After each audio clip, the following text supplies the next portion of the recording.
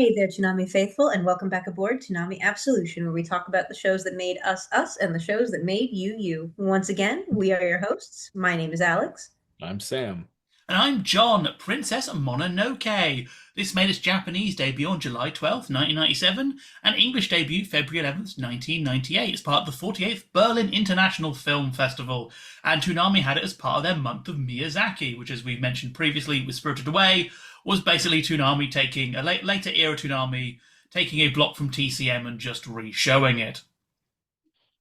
If you have the license. If you've got the license, run it into the ground. Um, yeah, I mean, Mononoke is one of, if not the favorite Studio Ghibli film of mine. Probably the favorite Hayao Miyazaki film. It's just, and I'm always surprised, especially coming off, because I'm usually watching, I think, Ghibli movies in blocks. I when that first guy loses his hands to the arrow, I'm always like, oh, that's right, we're back in Mononoke world. Like this isn't happy pleasant time. This is like we're in like hardcore fantasy time. I mean, This isn't the cat returns anymore. yeah. This film has a weird hatred of people's hands. A lot of people lose their arms in this. Yes, or get their arms infected by the leech goo. It's interesting too because there's so much like Japanese media specifically that like censors the loss of limbs like that. Because I know that in like Dragon Ball games, like they no longer show Piccolo losing the arm and stuff like that. Oh, where's the fun in that? Yeah, but I don't really know what it's about. But I do remember there's like a weird thing about limb loss for Just Japanese censorship. different standards is one of Mhm. those things. One It's of all, yeah. Golly. Okay. So he just kind of like, okay.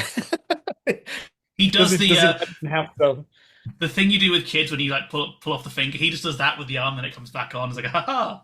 Yeah. What a jape, Goku! What a jape! Yeah. Or like Tien when Tien loses his forearm to Nappa. Interesting. Yeah, Anyway, yeah, this is so a Anyway, violent film. Like this is it was a always a violent movie. this is always the film I like to show to people, and they're like, "Oh, my work is calm and Ghibli-esque." I'm like, "Okay, you haven't seen Princess Mononoke then? Okay." Like, Yeah, if your work is Ghibli-esque, at least one person should lose an arm and a boar should die. That's what this should be, because yeah, this film does not shy away from death. it's intense. It doesn't just show you the death; it shows you the decay of it. It in a weird way. This is a deep cut, so I need everybody to kind of be with me on this. There's this series of Buddhist paintings of this woman's body decaying over time, and something about this movie reminds me of the philosophy behind that. mhm. I don't know if you know the painting series I'm talking about, but it's very interesting. Yeah, I mean, Uh I am aware of it. it's the Can't think of what the name is on top. My Buddhist painting knowledge needs brushing up on. yeah, it's Kozuzu. Yes, yes, yes. Yeah, or Koso. So it's got the line over the O. Kozozu. Yeah.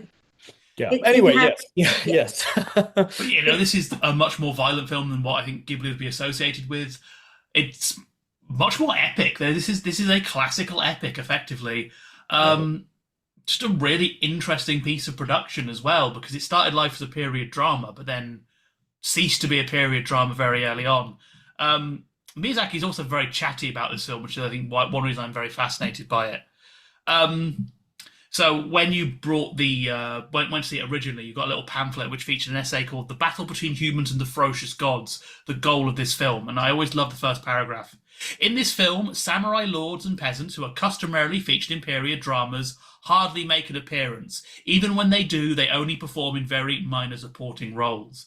The main characters are humans who do not appear on the main stage of history and ferocious gods of the mountains. The human characters are ironworks, members of iron production groups, engineers, labourers, blacksmith, iron sand gatherers, and charcoal makers. They are transporters such as pack horse and ox drivers. They were in those days armed and had formed organisations that we might today call cottage industry manufacturing groups. Herein lies the meaning of creating this work. As we face the chaotic coming era of the 21st century, I am not attempting to solve the entire world's problems. There can never be a happy ending in the battle between humanity and ferocious gods. Yet even amidst the hatred and carnage, life is still worth living. It is possible for wonderful encounters and beautiful things to exist. And that is such a lovely summary of this film.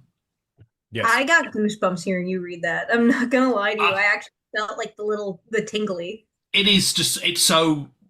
That's one thing I really, again, I mentioned he's chatty about Mononoke. He seems to be much more, it feels offensive to say, but he's much more aware of, able to conceptualize the film when he talks about it a lot more. He's so very clear on it. And yeah, this is the thing. This is a period drama with basically none of the characters you would see in period dramas. These are workers, these are laborers. Even Ashitaka, he is a prince, but he is not portrayed as a prince. He is, after that first scene, he is the same as any wandering nomad who has been, he has no job. He's going around sort of making do. He has no home. The movie Yeah. opens with him being banished, right? She straight up tells him like you can never come back here, and it's just like, all right, and then we're off to the races. And I think it's also remembered to note the Emishi people are actually a real world ethnic group. They were basically eliminated by the emperor in this era. So again, it's this kind of this old world that is dying in Ashitaka. They are right. Our bloodline is thin. The Emishi people, then hardly around anymore, and they're certainly not like a dominant group. So it is, again, the thing of these people you do not see in dramas, because most Japanese period works will not mention these native populations that were either wiped out or integrated by force of the sword. Yeah. No, it's a fascinating kind of perspective on, this isn't like a Kurosawa story. This is very much its own kind of, it's an epic. It's beautiful how it weaves in a lot of those folklore moments, whether it's the pig or warthog faction, the tree spirits. I need to get a tree spirit like statue or something. I forgot how how They plush are they are. they are so very cute, and they have little bums as well, which I quite like. A little. Their butt is actually my favorite part of it, because immediately, just by having like the actual butt cheeks, it really helps nail that thing of that they are living cute, they are human but not human in a way that makes them really cute and relatable. Yeah, it Yeah. means that they need to, go boom boom. It means that the waste Yeah. gets In a minute, they're not like sort of how we'd portray like a Christian god, in that they are this perfect above all ball of light. That these forest spirits are, they're flawed, they're weird, but they have a lot of our qualities still. Like in the same way the Greek gods are like, they're weird drunkards because that's what the Greeks were. These are like, yeah, they're still understandable to you. I mean that's not to dump my master's degree on anybody, but to dump my master's degree on everybody. Like this is where you see the difference between chthonic religions like Shintoism, or like chthonic in the very traditional sense of the term, with being of the earth in a way, versus what is more the Judeo-Christian idea, which is the sky daddy religion. There's a very different understanding of what those things mean. Thank you, buddy. You're being so helpful right now. Talking of But forest spirit. He is my forest spirit. But I think that what the movie does by bringing these concepts into being something tangible, something that is touchable, that people know, that people understand, it's interesting, and it's so, the texture of the movie, I think, is one of the most impressive pieces of it. Yeah. Yeah, there's so many lovely little details in this film that I really. One of my favorite bits is the bellows with the women. Because not only do we have these big bellows, you look in the background, you've got them, they're all wearing wet cloths over their head. There is someone who's scooping water. They're all lying down, but they all have different poses. It's so alive. That city is so alive in that moment. And you also see just like when they're going through the streets, a lot of just random movement. Like there's a guy driving an ox going through one of the back streets. He has zero relevance to the plot. We don't ever learn his name, but he has a unique design, and he's clearly going somewhere. So again, it's the idea that this city exists off camera right now. Stuff is always happening. Yeah. Kind of looks like the wolf. She kind of, he kind of looks like that cat looks like the wolf, vaguely. Steely? Yeah. Um, I do kind of also appreciate that this story goes into very interesting areas that you wouldn't normally expect an epic to go into, like the Ashitaka's path, the idea of you know, from the outset, you just kind of assume that there's going to be a war or something with the Boer people, Boer faction, but it's more complicated than that. There's a lot of complexity to the different factions. The idea that these disparate elements need to establish some kind of harmony to to subsist. That's what I really like about this film. This film is messy. There is no good character here. Even Ashitaka, he gets called out for it as well. It's like, you're thinking selfishly, you're thinking of saving San, but this isn't about saving San. Just because you two can go have children, that's not a good outcome for us.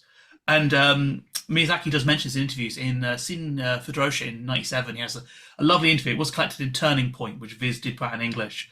But he's like, human history has always been like that. In our own time, women entered the workforce when the country went to war. If you cut out the complex aspects and look at everything as good and evil, I don't think you can grasp the true nature of things. I made Mononoke with that in mind, so I didn't make it clear who was an evil character and who wasn't. For starters, San and Ashitaka haven't dirtied their hands much. Rather, I should say they're still children. They haven't lived long enough to dirty their hands. For them, their lives will continue, except they will be faced with moral dilemmas in the future. But many other people have already dirtied their hands. They all have their reasons, and it isn't simply a matter of getting rid of those who have dirtied their hands.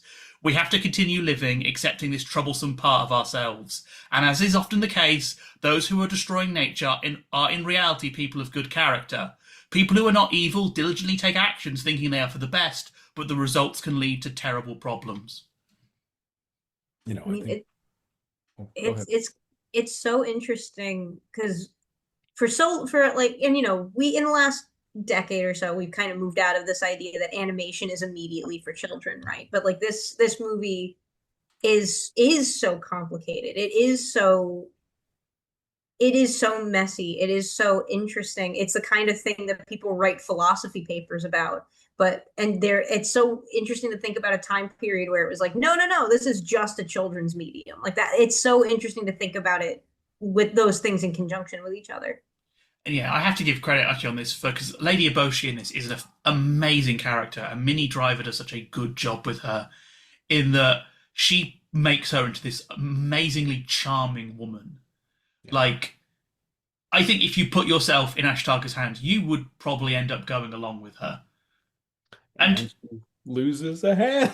she loses her hand, and she had it coming, but at Yeah. the same point, she also, you can kind of like, at no point is she sitting there going, she's like, no, her logic's perfectly fine. She is saving these women, she is saving these lepers, she is a good person, and there is a good argument for what she is doing, except that good argument is leading to horrible death and destruction. But, in that moment, she is. You could sit down and have dinner with her, unlike, say, Skeletor kind of thing. Hey, She I don't know. is. I'd have dinner with Skeletor. I don't know about you. The He looks food like goes fun. straight through and comes straight out, though. How does he have muscles though? Because he's clearly jacked. It's only his head that's the skeleton part. This is actually explained in He-Man lore, where he was like he burned his face with acid, kind of thing. Hmm. Steroids. Steroids. That's why his face. But yeah, no, I love that, and that especially I think one of the coolest things about Ashitaka is we meet all these characters for the first time through him. Yeah. So we're never sure who's really good and who's really like, is Lydia Boshi lying? Does she know more than she say? And he gets taken in by the priest, who at first seems like a perfectly nice guy. Yeah. He's helpful and kind, but he's also a dickhead. Well, there's also, I mean, just like that's Irontown in general. There is something, even though we understand why Irontown would have to defend itself from the Boers, there's still a big part that paints that that's a massacre that paints that very tragically, that entire thing that goes down there. Um, you invoke the English voice cast. What do we think of Billy Bob Thornton being because I watched the English dub as well. Uh, What do we think of Billy Bob Thornton being part of this thing? he's not terrible, I'll give him that. He's not terrible. I would prefer someone else. It took me that's the one that took me a second where I was just like, is that is that Billy Bob Thornton? Billy Bob Thornton to me is one of those guys who has that kind of voice where when you hear it, it's like that can't be anybody other than Billy Bob Thornton. Like I can rag on Christian Bale as much as I want. At least he kind of tries. Like when he's Howl versus when he's like the dad in The Boy and the Heron, like there are differences between those characters. Billy Bob Thornton, just Billy Bob Thornton. You can tell they were aiming for put names on the poster with some of these castings, and it is a. I will say I will give them all credit. Everyone here clearly got the assignment. I just think if we were doing this today, we would have a much better voice cast. I would also, to be fair, push if they ever did a new dub. I think it would be great because, yeah, Billy Bob Thornton. Yeah. I mean, he's the landman. This is certainly not the worst English dub from this era, or not even the worst English dub we've seen recently. So No. I'm it trying to could. think do you know, or off the top of your head, what is your least favorite Ghibli dub? Oh, Christ, that's a good question. It might be Ponyo. Actually, it's probably Ponyo. Yeah, I'm trying to think which. I forgot what film had dubs for a brief second there. Yeah. I am gonna be this guy. The Boy and the Heron dub, I think, might be the one I struggle with the most. Is it Pattinson? It's not Pattinson isn't who I struggle with. I struggle more with the weird like Mark Hamill is fine in it. I struggle more with Dave Bautista Oh, sure. in that movie. I struggle with Dave Bautista, and I do struggle a little bit with Christian Bale because he gives the dad this weird, like New York Italian accent and it's a weird choice, and no other character has the accent. So that's probably where I struggle more. See, I can accept Dave Bautista just for the thought that at one point Miyazaki was in that room with Dave Bautista, and Christian Bale, which must have been the weirdest gathering in the history of man. I would love to have heard Miyazaki's just reaction to Dave Bautista as a concept. Yeah. It would probably be very, very. Do you know how he rags on Anno all the time? I presume it'd be worse. That's the whole reason why they made the Parakeet King, was just to make sure that Dave Bautista had a role in the movie. Hey, come meet this guy, Batista. Explain this. Everyone was drawing lots to explain the concept. Actually, can we talk about the dub production of this film, because it is a nightmare, famously. Go for it. Oh, So Disney had the rights to the Ghibli films. They were not happy. They were not doing well. So this was the script is written by now disgraced author Neil Gaiman, who tells a story that I'm 100% sure he is making up. He says that he got the job because Harvey Weinstein called him and said, "It's the biggest thing in Japan right now, so I thought I've got to get the best to do it. I called Quentin Tarantino and said, 'Quentin, will you do the English language script?' And he said, 'You don't want me, you want Gaiman, so I'm calling you.'" I do not believe they offered this to Quentin Tarantino. Just for I hope they did. I hope they did. Well, there aren't enough feet in this. Yeah, I mean, if you think about it, just I'm not saying that this was actually the case, but if you think about it, just Weinstein was working a lot with Tarantino, because most of the Tarantino movies still were done by distributed either by Miramax or the Weinstein Company. So that was big. They would have been fresh off of what, Pulp Fiction, or would it be Jackie Brown at this point?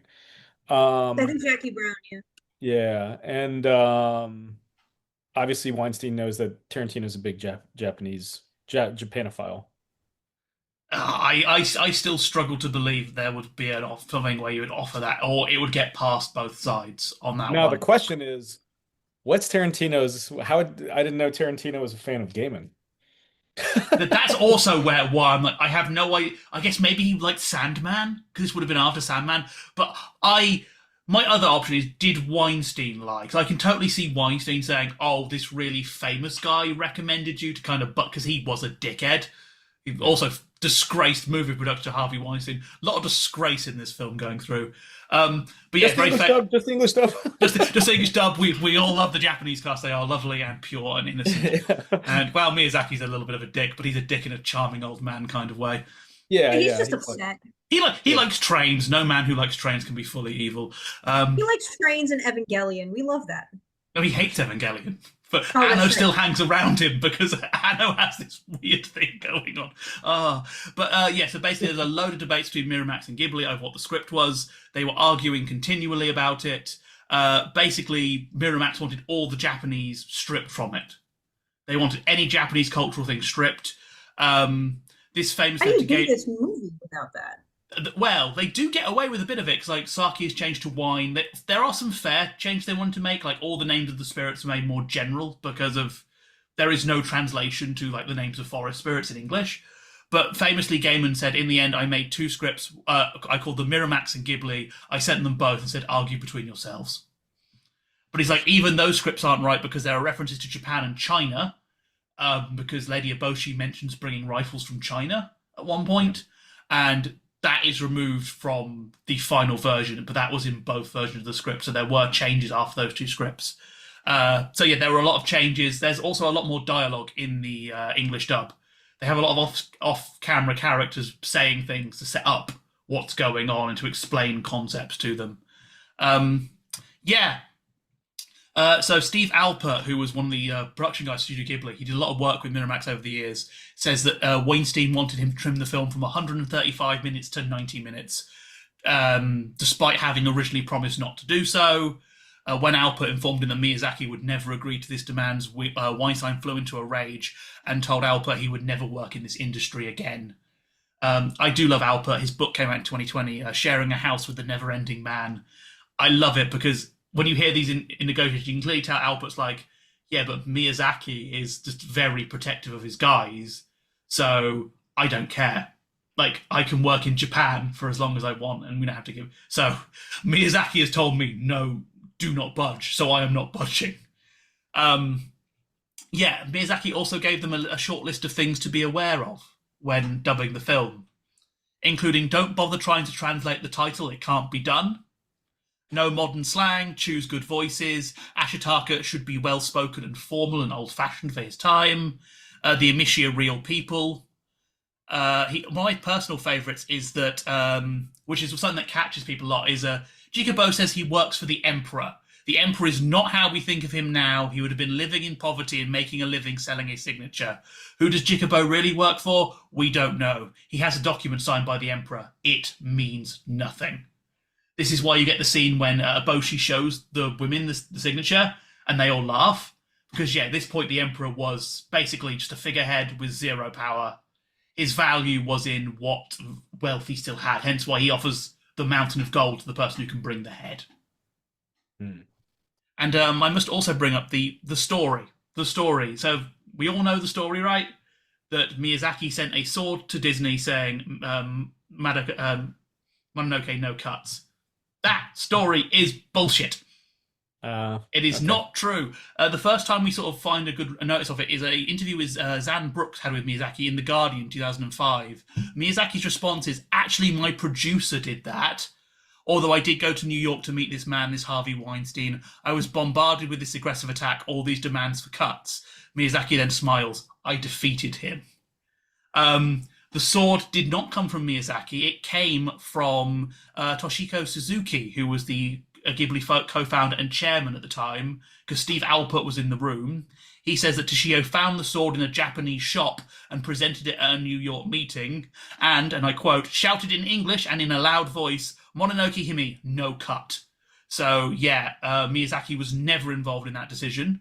However, what's really interesting is that over the years, Miyazaki has started to accept credit for it. So either he's forgotten himself or he's realised this is just a story that makes me money. But he had no link to the sword thing. It was not sent engraved. It just, Suzuki found it and thought it was funny. Again, Steve Alpert's book is really good for this because he's in the room in all these meetings and I admire him for not really putting up with bullshit stories. He's very honest about how things were going. I gotta pick up this book. It sounds really good. It's a very, very good book. Probably one of the best on this era of Studio Ghibli. And also, again, Turning Point with all of Miyazaki's interviews is also very interesting. Gotta get that Amazon affiliate link. Oh, I just like books. No, it's really interesting. This film did poorly in the US, very, very poorly. It only made 2.3 million. Miramax basically decided to promote it as an art house release and put it in as few cinemas as possible again. Yeah. It also got very bad reviews. Really? Yeah. So do you remember a couple of weeks ago I said that you can tell with kids' films some reviewers go in trying to make themselves into the new Siskel and Ebert by getting their bon mots in. You can clearly tell in this film a lot of guys like, oh, it's a kids animated feature. I'm gonna write up all my fun jokes and see if I can get them. Then I can get on TV and make them, because a lot of them just have no relevance to what the film was about. There's a couple where it's like, you were not paying attention, were you? But in Japan, it did very, very well. Made 1.5 billion yen in its first week. Overall, currently 21.46 billion yen, the seventh highest grossing film in Japanese history. Wow. And my favorite fact about this, actually, is that by the end of the first year, 12 million people had seen it in Japanese cinemas, which means a tenth of Japan's population at the time saw Princess Mononoke in cinemas. Wow. Well, we stand a legend. Well, we stand a legend. Just to imagine that number, like, wow. It's damn. Yeah. Also, Crazy. among its fans, Jim Cameron. Yeah. Jim Cameron. I love how casual we are with Mr. Cameron here.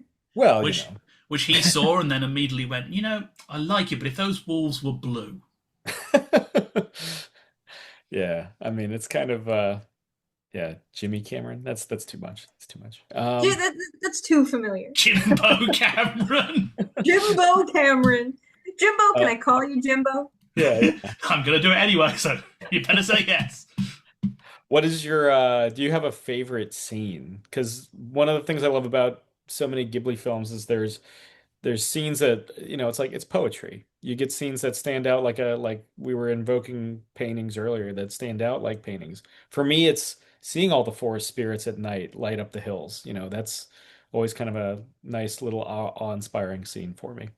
That's my favorite too. I just the artistry of it and how they're like, I don't know if we've talked about this before, but maybe we have. Like, there's this concept in filmmaking called where like there's all this big action and then you get these quiet moments. And Miyazaki does this in like all of his movies, where there's like these moments with like rain coming down, or you see these quiet motions and you're just getting this moment to be in everything and having that sense of stillness. And I love that scene. I think it's just gorgeous, beautiful. Mwah. For me, it's when Ashitaka goes up the hill very near the end and he finds all the people who've died from the boars. That is just something, for me, some sort of evokes Flanders Field. Just as far as the eye can see, these just twisted bodies dug into this pit. It's one of the most sobering moments of the film, because it's that thing of, this has consequences. Like, and what I love about it especially is you do see all the guys around it. You see the guys with shovels, and you can see the guys who are clearly not coping, the guys who are just like, we just need to bury these.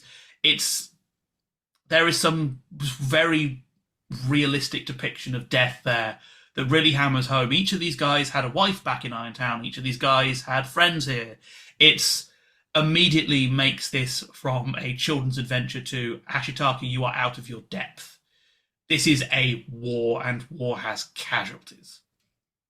Yeah, definitely.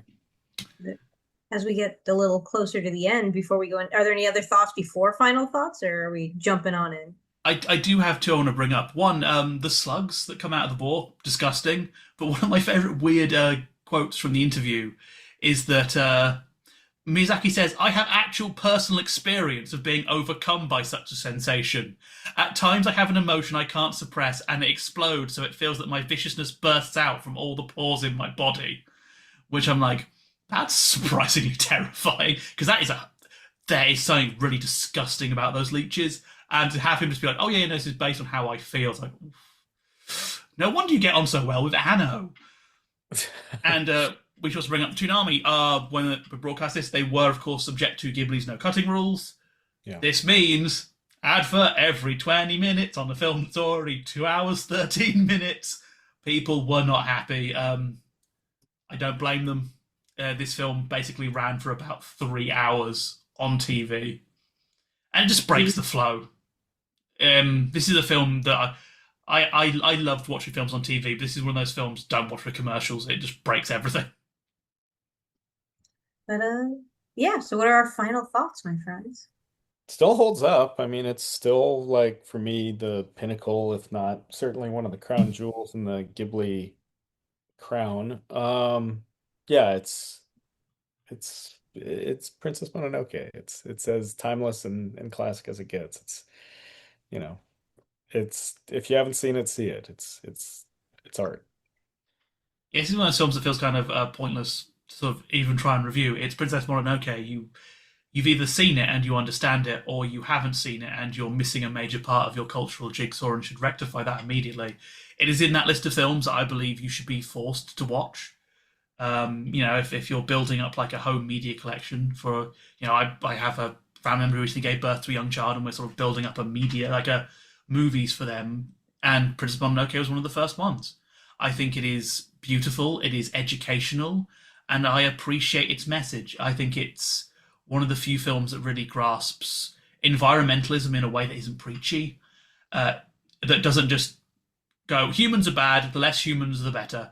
It does argue, there are reasons for everything, and the message of you can do good things and think you're doing good things, but they can be bad. So do think through your actions is more relevant than ever in this modern, crazy little world of ours. I mean, on a sidebar of that, I see, when you're on the internet, you always see the meme where they do the two characters and it's "I'll cut your throat, you're beautiful." And I feel like a lot of this movie has, in the last couple of years, gets reduced down to the memes in a weird way. But I agree 100%. This should be on your watch list. This should be some. If you haven't seen it, watch it. If you have seen it, watch it again. In today's day and age, it does feel a lot more relevant than it has in a very long time. But it's always been relevant because it's a very human experience story. And I think, yeah, it's kind of pointless to review. It's Princess Mononoke. Just watch it. But that does mean we have pulled into our final destination. That's right. It is time for us to disembark from Toonami Absolution. We want to thank you once again in talking with us about the shows that made us us and the shows that made you you. Once again, we have been your hosts. My name is Alyx. I'm Sam. And I'm John. And we'll see you next time. Bang!